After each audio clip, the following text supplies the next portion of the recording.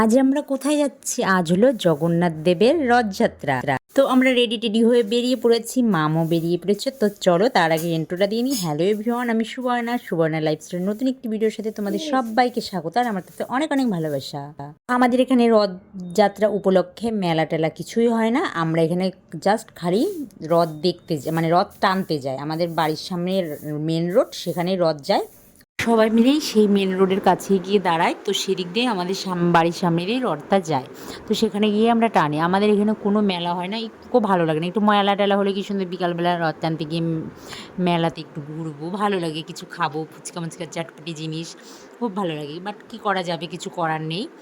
ছোটোবেলার কথা বলি, একটা কথা মনে পড়ে গেল। ছোটোবেলায় কি সুন্দর আমার বাবারা দোকান দিত। আমার বাবারা হলো না পুতুলের, খেলনা পুতুলের দোকান দেয়।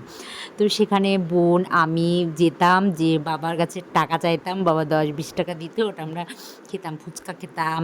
তারপরে আরও 5-10 টাকা বাঁচিয়ে রাখতাম। সে তখন না 5 টাকা দামেরও তোমার আইসক্রিম খেতে, মানে আইসক্রিম পাওয়া যেত। তো আমরা 5 টাকার ধরে নাও আইসক্রিম খেতাম, 5 টাকারই তখন 5টা ফুচকা পাওয়া যেত।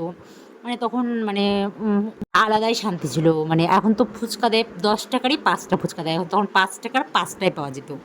তো একটা মানে সেই মজা, কি বলবো।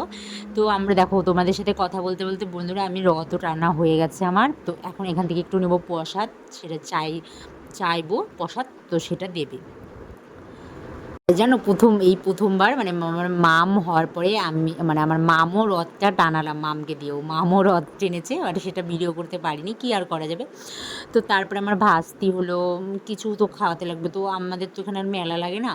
তো আমি হলো একটু দোকানে নিয়ে গেছিলাম সিঙ্গারা আর এই লিট্টি নিয়ে গেলাম। তো নিয়ে আসার পরে তো মাম এখানে দেখো খেলা করছে ওর চামচটা দিয়ে, আর আমার ভাস্তিটা ওর সাথে কেমন করছে, আর ওই রেগে যাচ্ছে, মানে সব সময় খালি ওকে রাগাবে এরকম।